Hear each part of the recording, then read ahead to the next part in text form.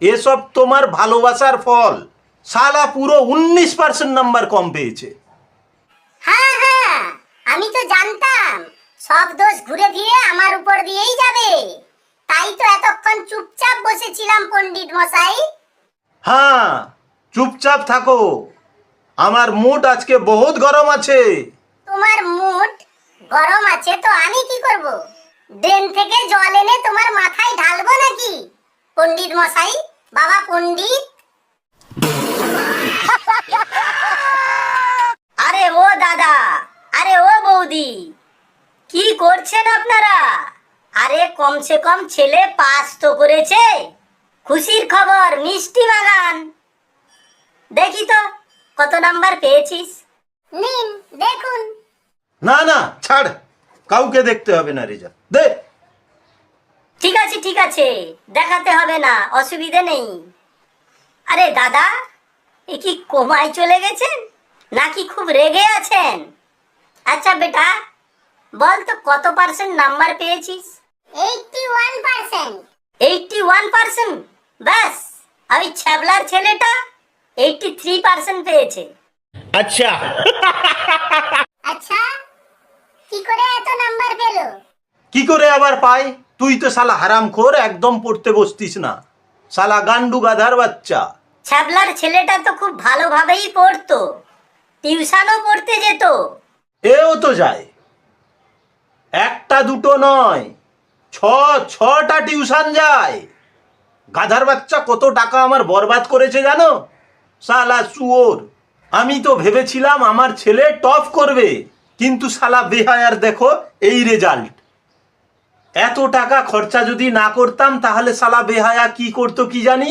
Fail হতো আর কি হতো, ফেলের পরে তো আর কিছু নেই, আর কি বা হবে?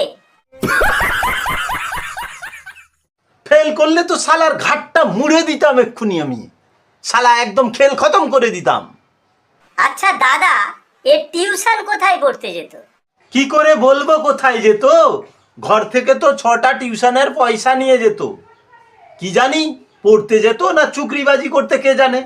না না, যদি দেবু মাস্টারের কাছে পড়তে যেত তাহলে ফেল নিশ্চিত, ঠিকই আছে।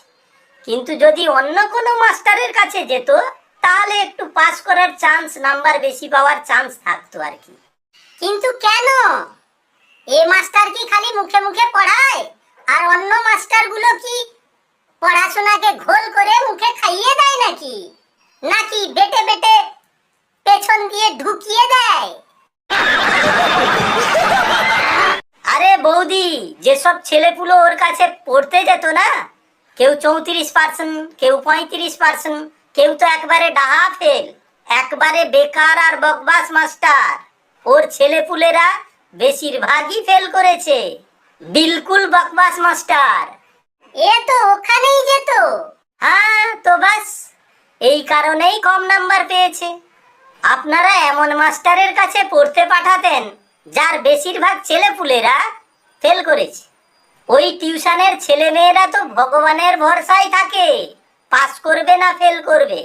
একদম বেকার আর বকবাস মাস্টার, কিচ্ছুটি জানে না ও।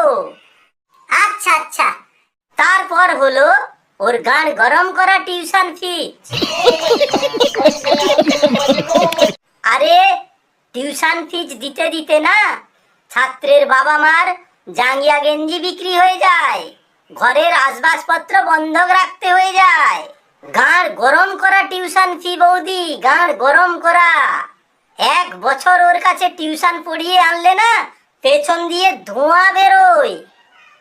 তাহলে তোমার মতে কে ভালো পড়ায় আর কম পয়সাতেই পড়ায়, যে গার্জেনের গাঁড় দিয়ে ধোঁয়া বেরোয় না? আমার মতে Hablu master, Gajendar master, Bholu master, এদের রেজাল্ট খুবই ভালো, ফিজও কম। না তো ফিজ দিতে দিতে পেছন গরম হবে, না তো জাঙ্গিয়া গেঞ্জি বিক্রি হবে, না তো পেছন দিয়ে ধোঁয়া বেরোবে। রেট একদম ঠিকঠাক, ন্যায্য।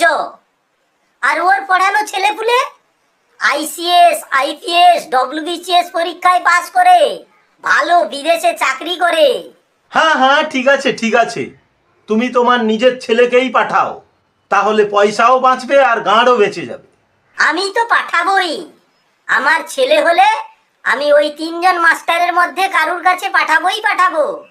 কিন্তু ওই মাস্টারগুলো তো খুব পেটায়। বাবার পেছনের ধোঁয়া আটকাতে গেলে ছাত্রের পেছন যে লাল হয়ে যায়। আরে বাবু, ওকে মারা বলে না, ভালোবাসা বলে, ভালোবাসা। একটু একটু যদি না মারে, না ভয় দেখায় না, আজকাল ছেঁচড়া ছেলে মেয়েগুলো পড়তেই বসবে না, সব গিয়ে ওখানে গান পিয়াজি করবে।